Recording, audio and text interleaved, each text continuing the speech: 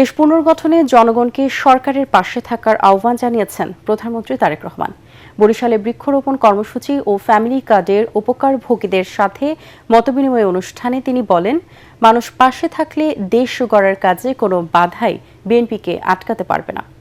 ধর্ম বর্ণ নির্বিশেষে সবাই একসাথে কাজ করতে পারলেই প্রত্যাশিত লক্ষ্য অর্জন সম্ভব। পরিবেশ রক্ষায় বৃক্ষরোপণের পাশাপাশি যত্রতত্র ময়লা আবর্জনা না ফেলারও আহ্বান জানান প্রধানমন্ত্রী।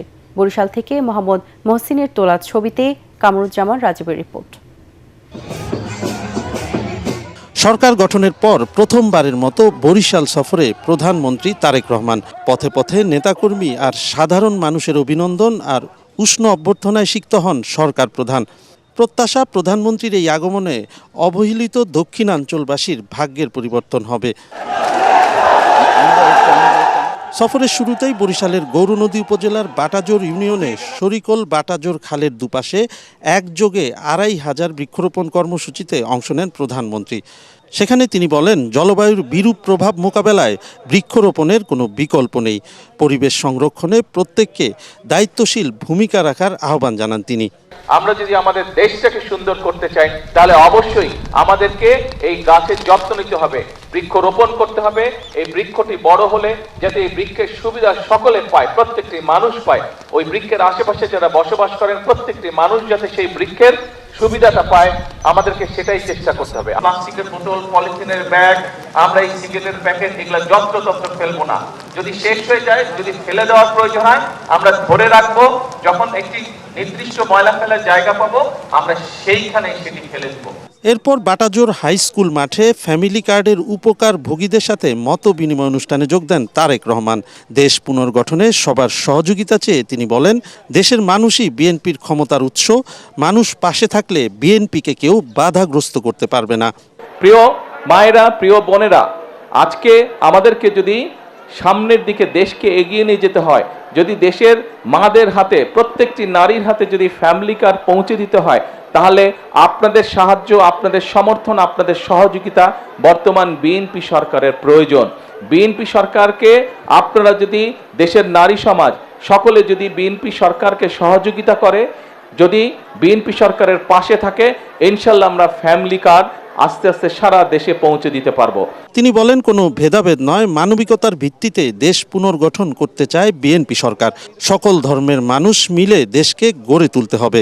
সকল ধর্মের মানুষকে একসাথে নিয়ে, কোনো ভেদাভেদ না, সকলকে মানবিকতার ভিত্তিতে বিচার করে আমরা এই দেশকে পুনর্গঠন করতে চাই। আমরা এই দেশকে সামনে এগিয়ে নিতে চাই। এবং সকল সময় আমি একটি কথা বলি, বিএনপির সকল রাজনৈতিক ক্ষমতার উৎস জনগণ। এই জনগণের সমর্থন এবং এই জনগণের সমর্থন যতক্ষণ বিএনপির কাছে থাকবে, যতক্ষণ বিএনপির পাশে জনগণ থাকবে, বিএনপি কোনো বাধা মানবে না। বিএনপি দেশকে ইনশাল্লাহ সামনের দিকে এগিয়ে নিয়ে যাবে জনগণকে সাথে নিয়ে। এরপর বরিশাল সিটি কর্পোরেশনের ৩০ গোডাউন সাগরদী খালের দুপাশে বৃক্ষরোপণ কর্মসূচিতে যোগ দেন প্রধানমন্ত্রী।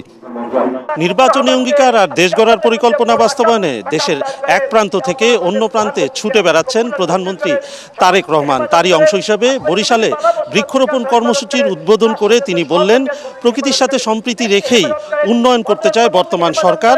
আর টেকসই উন্নয়ন নিশ্চিত করতে শুধু নির্দিষ্ট কোনো এলাকার নয়, দেশের প্রত্যেক নাগরিকের ভাগ্য পরিবর্তনই সরকারের লক্ষ্য।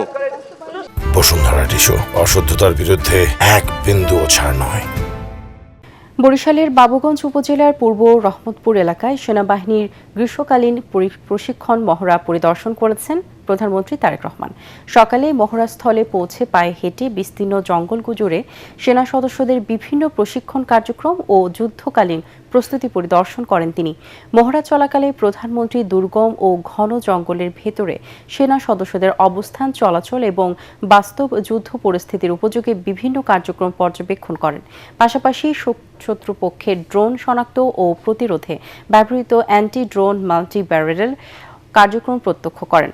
এ সময় দায়িত্বপ্রাপ্ত সেনা কর্মকর্তারা মহড়ার বিভিন্ন দিক এবং সেনা সদস্যদের কৌশলগত প্রস্তুতি সম্পর্কে তাকে অবহিত করেন। পরে সেনা সদস্যদের উদ্দেশ্যে দিক নির্দেশনামূলক বক্তব্যে প্রধানমন্ত্রী বলেন, দেশের স্বাধীনতা ও সার্বভৌমত্বের প্রতীক সেনাবাহিনীর উপর জনগণের গভীর আস্থা রয়েছে। সেই আস্থা ও মর্যাদা ধরে রাখতে পেশাদার প্রশিক্ষণ, আধুনিক প্রযুক্তির ব্যবহার ও সর্বোচ্চ প্রস্তুতি বজায় রাখার উপর গুরুত্বারোপ করেন তিনি। নিজেকে সেনা পরিবারের সন্তান উল্লেখ করে প্রধানমন্ত্রী বলেন, সেনা সদস্যদের কাছে আসলে তার শৈশবের কথা মনে পড়ে। মহড়ায় অংশ নেওয়া সেনা সদস্যদের জন্য যুদ্ধক্ষেত্রের পরিবেশ প্রস্তুত করা খাবার গ্রহণও করেন তারেক রহমান। টানা বৃষ্টিতে চট্টগ্রাম, বান্দরবান, রাঙ্গামাটি, খাগড়াছড়ি, মৌলভীবাজার ও কুড়িগ্রামে বন্যা পরিস্থিতি এখনও উদ্বেগজনক। এছাড়াও বগুড়া ও কুমিল্লায় জলাবদ্ধতাও ব্যাপক ভোগান্তি সৃষ্টি করেছে। কোথাও নদীর পানি কমতে শুরু করলেও অনেক এলাকায় দুর্ভোগ অব্যাহত রয়েছে।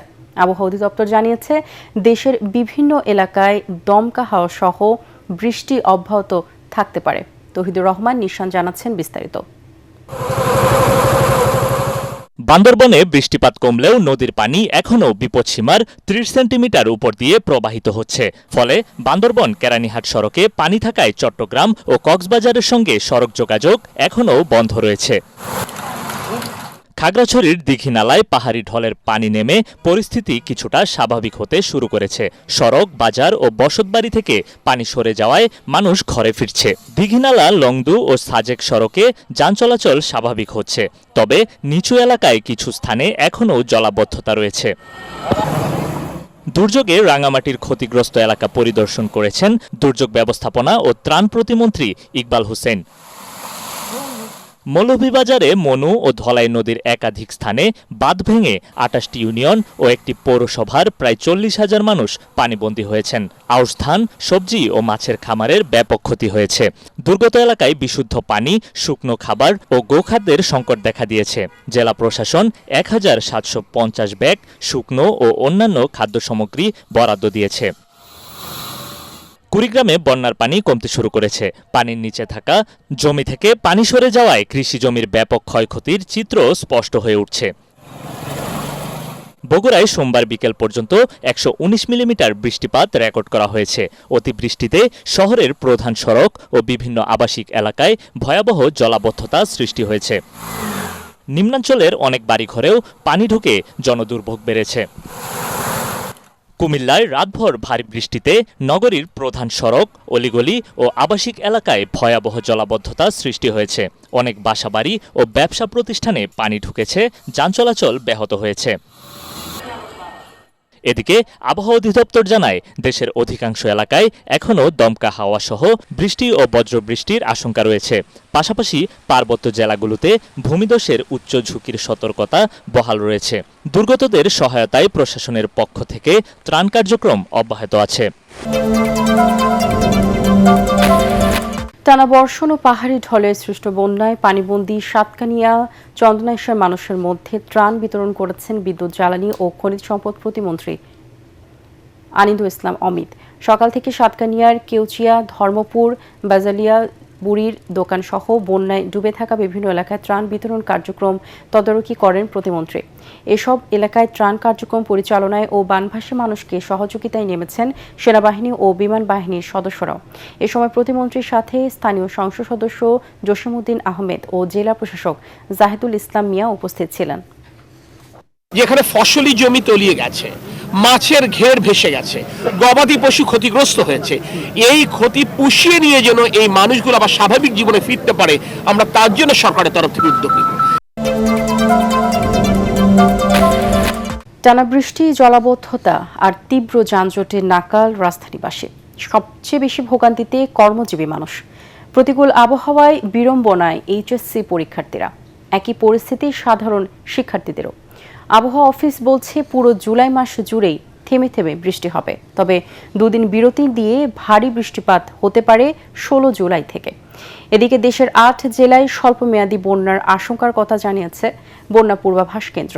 মিজান শাহজাহানের রিপোর্ট। গত কয়েকদিনের টানা বৃষ্টিতে থমকে গেছে ঢাকা শহরের স্বাভাবিক জীবনযাত্রা। শান্তিনগর, মতিঝিল, নিউ মার্কেট, বনানীসহ পুরান ঢাকার অধিকাংশ সড়ক তলিয়ে গেছে পানির নিচে। এই পরিস্থিতিতে সবচেয়ে বেশি ভোগান্তিতে পড়তে হচ্ছে কর্মজীবীদের। কোনো সড়কে পরিবহন সংকটে নির্ধারিত সময়ে কর্মস্থলে পৌঁছাতে পারেননি অনেকেই। পারফেক্ট টাইমে আসতে পারতেছি না অফিসে, কারণ হচ্ছে মুষলধারে যে এরকম বৃষ্টি পড়তেছে, আমাদের যে এলাকায় আমরা বসবাস করি ওইখানে জলাবদ্ধতারও সৃষ্টি হচ্ছে। বৃষ্টিতে ভিজা বহুত কষ্ট হইতে আসে। জলজটের কবলে পড়ে গাড়ি বিকল হয়ে যাওয়ার আশঙ্কায় কোনো সড়ক পরিবহন শূন্য। অন্যদিকে যেসব সড়কে জলজট সৃষ্টি হয়েছে সেখানে দেখা দিয়েছে তীব্র যানজট। নিচে পানি, উপর দিয়ে একটু তাড়াতাড়ি গন্তব্যে যাওয়ার উদ্দেশ্যে যেসব পরিবহন ফ্লাইওভারে উঠেছে তাদেরকে 3 মিনিটের রাস্তা পার হতে হয়েছে 50 মিনিটে। বৈরী আবহাওয়ার মধ্যেই চলছে এইচএসসি পরীক্ষা। খোলা রয়েছে সব ধরনের শিক্ষা প্রতিষ্ঠান। শিক্ষার্থীরা বলেন, ঝড় বৃষ্টির মধ্যে ঠান্ডা, কাশি, জ্বরের ঝুঁকি নিয়েই তাদের অংশ নিতে হচ্ছে পরীক্ষায়। আমরা অনেক দূর থেকে এখানে ঢাকা সিটি কলেজে এক্সাম দিতে আসছি। এই সময়টাতে পরীক্ষাটা না নেওয়াটাই বেটার আর কি, যেহেতু পানি উঠে গেছে, যাতায়াতের সমস্যা। বৃষ্টির দিন ক্লাস করা, এটা শিক্ষামন্ত্রী অবশ্যই একটু বিবেচনা করা উচিত। আমাদের সকাল 7টা বাজে বেরোলে দেখি যে আমার বাসার নিচতলা পর্যন্ত পানি। আবহাওয়া অফিস জানিয়েছে, ঢাকা সহ সারা দেশে অতি ভারী বৃষ্টিপাত হচ্ছে, মঙ্গলবারও যা অব্যাহত থাকবে। মৌসুমী বায়ু সক্রিয় থাকার কারণে রংপুর, রাজশাহী, ময়মনসিংহ, ঢাকা, চট্টগ্রাম ও সিলেট বিভাগের কোথাও ভারী থেকে অতি ভারী বর্ষণ হতে পারে। তবে এই ভারী বর্ষণের ফলে ঢাকা মহানগরের কোথাও অস্থায়ীভাবে জলাবদ্ধতা তৈরি হতে পারে। বর্ষাকালে এই বৃষ্টিপাত স্বাভাবিক বলে জানিয়েছে আবহাওয়া অফিস। এই সময় কালবৈশাখীর আশঙ্কা না থাকলেও জলাবদ্ধতা ও পাহাড় ধসের ঝুঁকি বিবেচনায় নিয়ে সবাইকে নিরাপদে থাকার পরামর্শ দিয়েছেন তারা। আবহাওয়া অফিস বলছে, জুলাই মাস জুড়েই বৃষ্টিপাত থাকবে, তবে মাঝে মাঝে তীব্রতা কমবে, আবার কখনো বাড়বে। তবে তারা বলছেন যে 16 তারিখের পরে এই তীব্রতা অনেকাংশে বেড়ে সারা দেশেই ভারী বৃষ্টিপাত হতে পারে।